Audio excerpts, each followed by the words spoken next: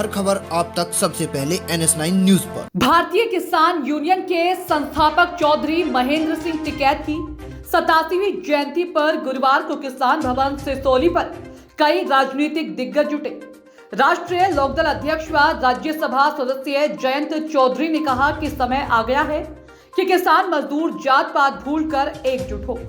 देश में जो सियासी माहौल बन रहा है उसमें सभी विपक्षी दल व किसान संगठनों को भाजपा के खिलाफ एकजुट होना चाहिए। उधर भाकियू अध्यक्ष नरेश टिकैत ने कहा कि किसान बारूद के ढेर पर बैठा है, भाकियू इसे बर्दाश्त नहीं करेगी।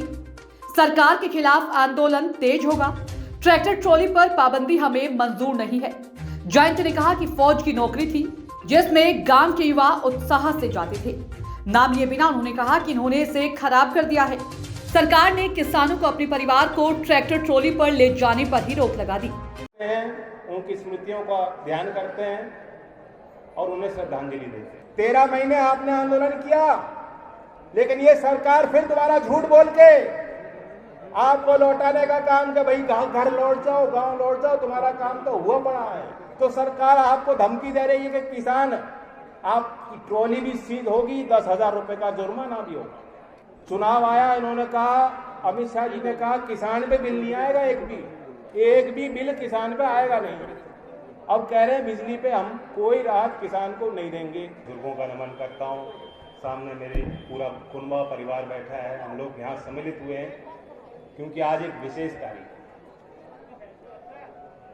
आज एक जश्न सा माहौल दिखाई दे रहा है। कष्ट तो बहुत है किसान के लिए, किसान का तो जीवन संघर्ष का है, हमेशा ही रहा, आज भी है। लेकिन कुछ ऐसे मौके होते हैं कि हम लोग खुशी मना सकते हैं और आज ऐसी ही तारीख है। मैं समझता हूं कि जब तक इस तारीख का महत्व तब तक रहना ही चाहिए जब तक इस देश में, ग्रामीण भारत में, ग्रामीण समाज के आगे जब तक समस्याएं सारी हल नहीं हो जाती तब तक ये तारीख हमें याद रखनी चाहिए। क्योंकि बाबा महेंद्र सिंह टिकैत जी का नाम लेते ही गांव का आदमी ये विश्वास करने लगता है कि मैं अपनी सरकार से, अपने जनप्रतिनिधि से मांग सकता हूं, ले सकता हूं, अपने समाज का जो दायित्व मेरे कंधों पर है उसे निभा सकता हूं। यह आत्मविश्वास की भावना जगाने का श्रेय जो बाबा टिकैत जी ने आंदोलन की शुरुआत की उसे दिया जाता है। मेरे लिए वो मेरे अपने घर के जैसे बुजुर्ग होते हैं। मेरी याद, उनकी याद मेरे मन में आज है, जिनको मैं सजो के जीवन भर रखूंगा। बहुत लोगों के लिए वे आदर्श थे, क्रांति की चिंगारी थे, धरती पुत्र। और एक व्यक्ति तक उनको सीमित नहीं कर सकते क्योंकि आप सबका सहयोग उनको था। इसलिए एक तरह से एक सामाजिक आंदोलन के रूप में आज हम उनको याद करते हैं, उनकी स्मृतियों का ध्यान करते हैं और उन्हें श्रद्धांजलि देते हैं। आप सब जो वहां बैठे हो, आज पीछे मुड़कर अपने जीवन में आप गौर करोगे, देखोगे जो उस समय बुजुर्ग थे वो तो कम ही होंगे आज, लेकिन जब आंदोलन की शुरुआत हुई जो जवान थे, याद करो वो दिन, याद करो वो पल। आपके जीवन का बहुत बड़ा हिस्सा आपने उनको दिया। और कैसी मासूमियत थी, मासूमियत ही कहोगे उसको, भावनाओं को, कि बाबा टिकैत ने कहा कि बैठो और सारे काम छोड़ के, परिवार छोड़ के, अपने जिम्मेदारी छोड़ करके आप लोग उसमें जुटे। ये मासूमियत थी, ये एक ईमानदारी थी, ये एक जुनून था। आज भी अगर पूरे देश में कोई ऐसा समाज है जो इतना मासूम मुझे दिखता है, जो अपने व्यस्तताओं को छोड़ के, अपनी जीवन की सारी चीजों को भुला करके विश्वास करना जानता है, क्यों जो आदमी दूसरे पे विश्वास नहीं कर सकता, जो आदमी बड़ों का आदर और सम्मान नहीं कर सकता, जो पगड़ी का सम्मान नहीं कर सकता, वह कमजोर होता जाता है। लेकिन मासूम और ईमानदार गांव का आदमी आज भी मुझे दिखता है कि अगर समाज के लिए कुछ करना मरने की बात हो तो किसी से पीछे नहीं।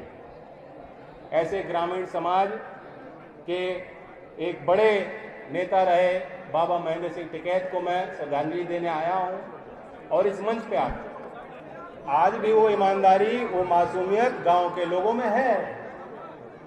एक दूसरे का सहयोग करने की भावना है और नहीं होती तो सारे अपने विवाद भूल करके आप लोग क्या 13 महीने इतनी ताकतवर सरकार के विरुद्ध लड़ाई लड़ सकते? संभव नहीं था।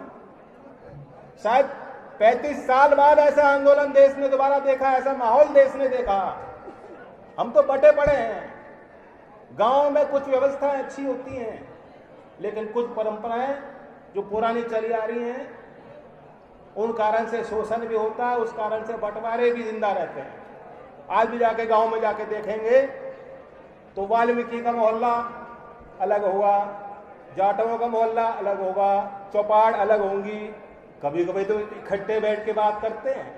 कुछ गांवों में आज भी मैं देखता हूं, महसूस करता हूं कि बढ़िया माहौल है। जब गांव का फैसला करना होता है वो इकट्ठे बैठते हैं, लेकिन कुछ व्यवस्थाएं अभी भी बंटवारे की चल रही है। लेकिन ये जो आपने आंदोलन छेड़ा, क्यों? कुछ सवाल किसान का था, सवाल किसान के अस्तित्व का था और किसान के नाम पे, किसान मजदूर के नाम पे गांव के सारे लोग इकट्ठे हो गए। यही आपकी मूल ताकत है।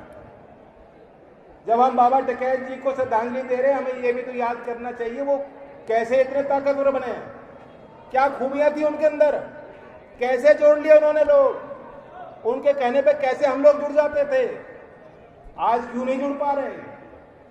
ये वो तारीख है कि हम इन सब चीजों पे सोच विचार करें, कहां कैसे कमजोरी आई। आज कोई लड़ाई छोटी नहीं है। 13 महीने आपने आंदोलन किया, लेकिन ये सरकार फिर दोबारा झूठ बोल के आपको लौटाने का काम कि भाई घर लौट जाओ, गांव लौट जाओ, तुम्हारा काम तो हुआ पड़ा है। और लोगों को मालूम है कि काम हुआ नहीं, सारे विषय अधूरे हैं। आज भी दाम की मांग की थी, दाम के लिए कोई उनकी व्यवस्था नहीं है कि कैसे दाम सुनिश्चित, किसान को अपनी मेहनत का फल सुनिश्चित मिलना चाहिए। सरकार के पास कोई योजना नहीं, कोई तैयारी नहीं, कोई मनसा ही नहीं है। एक नौकरी थी जो गांव के बच्चे जिसके प्रति आकर्षित होके जाते थे, कूद के जाते थे, काम बड़े गर्व के साथ जाते थे, वो नौकरी इन्होंने खराब कर दी कि नहीं कर दी?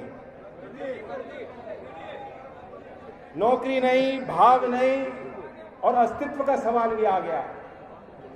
क्या किसी ने सोचा था कि आप ट्रॉली पे गांव का आदमी अपने कुनबे के, अपनी महिलाओं को, अपने घर परिवार के लोगों को सवारी नहीं करा सकते? ट्रैक्टर और ट्रॉली पे सवारी पे रोक भी कोई सरकार लगा देगी?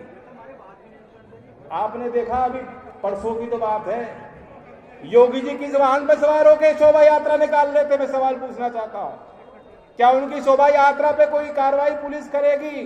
क्या उनके वाहन को सीज करेगी? तो सरकार आपको धमकी दे रही है कि किसान आपकी ट्रॉली भी सीज होगी, 10,000 रुपए का जुर्माना भी होगा। और इसे जुर्माना मत बताओ, मानो ये तो राहत दे रहे हैं। हाँ, आज ही किसान ने किस्सा सुना कि पुलिस वाले ने जब उसे रोका और डंडा चलाया और 2,000 रुपए वसूल लिए, कहा 8,000 रुपए की बचत दे रहा हूं।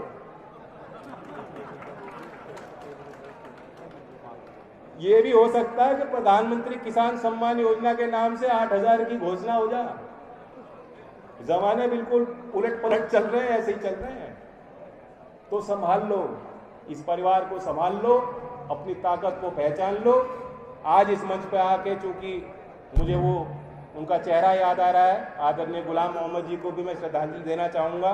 यहीं इसी स्थान पे मेरी उनकी आखिरी भेंट हुई थी और आप सबको देख के मुझे बहुत प्रसन्नता हो रही है।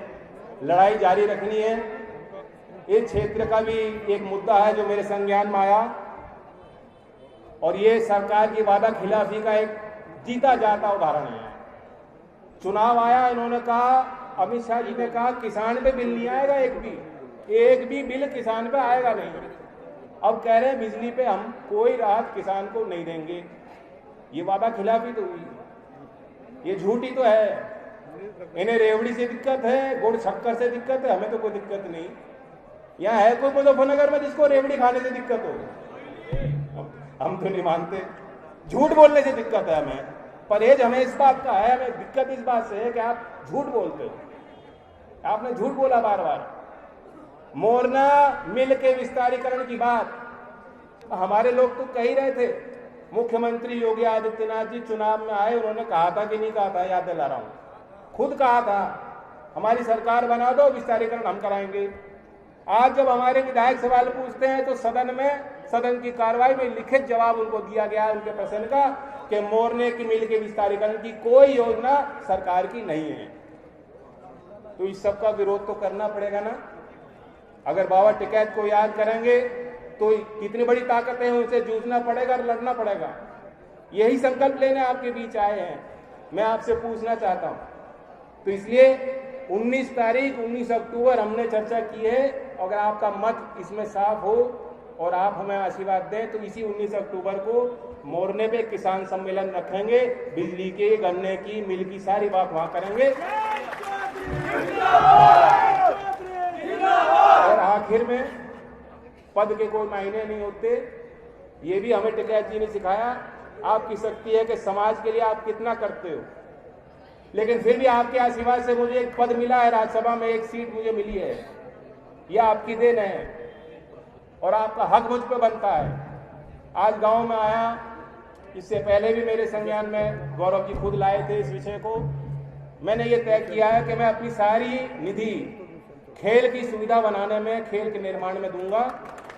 हरियाणा वाले तो हमसे बहुत आगे तरक्की कर चुके, उत्तर प्रदेश के खिलाड़ियों को भी गांव में वो सुविधा मिलनी चाहिए। और इसलिए यहीं पास में गांव है साटू गांव, साउटू को साटू है, साउटू ऐसा लगता है कोई साउथ इंडिया में नाम होगा, साटू। तो गांव के भी मुझसे मिलके आए हैं, वो चाहते हैं कि वहाँ स्टेडियम का निर्माण हो, जमीन उनके पास है, तो उस व्यवस्था को भी दिखाऊंगा। मेरे लिए गौरव की बात है, बागपत के डीएम का भी मुझसे संपर्क हुआ। मेरी निधि की पहली किस्त बागपत के खाते में जमा हो गई, 2.5 करोड़ आया है।